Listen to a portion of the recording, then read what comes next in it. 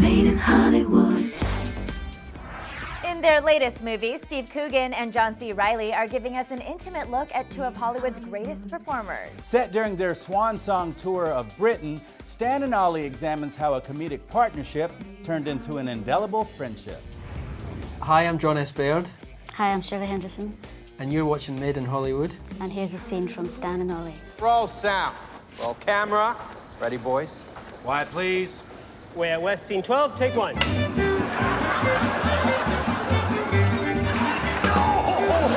How do you feel about the size of the audiences? I've been a little disappointed. And they said, could you persuade Stan and Ollie to do some publicity in order to turn the tour around? Will there be any more money? They said no. Well, who is they? People.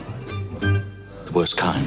Anytime you play someone who is known to the public, you know, the deck is stacked against you a little bit because people have something to compare it to in their imaginations already. That said, that wasn't enough of an intimidating thing to keep me from wanting to do the movie, because our overall mission with the movie was not only to tell a story that moves you, but to remind people of these two film greats. I had a responsibility, and I think that was the thing when we put the film together, whether it was the cast or the crew, even when we were looking for the studio to finance it, we wanted to put a team together who would take this very seriously, take a responsibility, and sort of continue their legacy.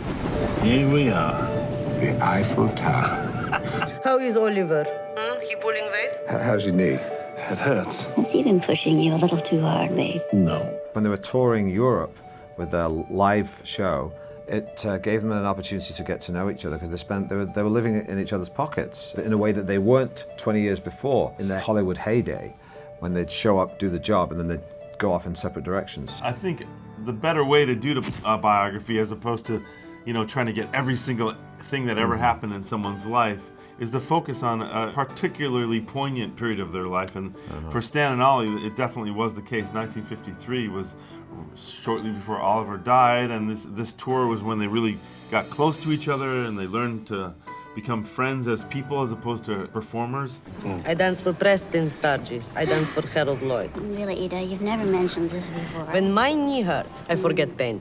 Because pain is only in your mind, Oliver. It's not in his mind, Ida, it's in his knee. And there's no way that you can do the scene in this movie where you fall into the river. I started just with a little bit of footage that I found of her, about how she feels about him and what the kind of things they used to do together and the fun they used to have and the things that he was worried about. So I could take that into some of the scenes that were written, her concerns about his health, and the fact that he was worried about things made her anxious. The doctors told me I can't continue with the tour. My heart won't take it. He asked me, since he was sick, if I wouldn't mind carrying on the show with somebody else. May I introduce to you Mr. Nobby Cook? Well, we had archive information to go on in their performing characters, and their real personalities have some resemblance to their on-screen personas. And we also had a great clown advisor who taught us the physical stuff, and we had a lot of rehearsal time, which was important and gave us a chance to nail that the physical side of stuff. Yeah, the gestures, you know, was something that you could work on, and you know, like the tie twiddling, like you know, this kind of thing. You know, it's something that you get the exterior of it, you see that he did that. But the challenge was figuring out, why was he doing that? Where did that come from? What is the psychological quality behind that gesture? Yeah. And what I realized was that he was a real romantic, you know, and that romantic part of his personality became his whole stage act. He just, you know, expanded that, and then it became this comic personality. We'd like to finish now with a little dance. You sure? I can do it.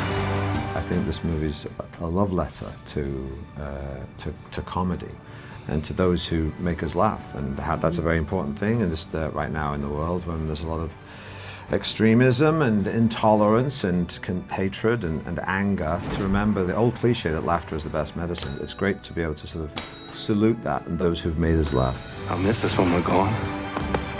So will you.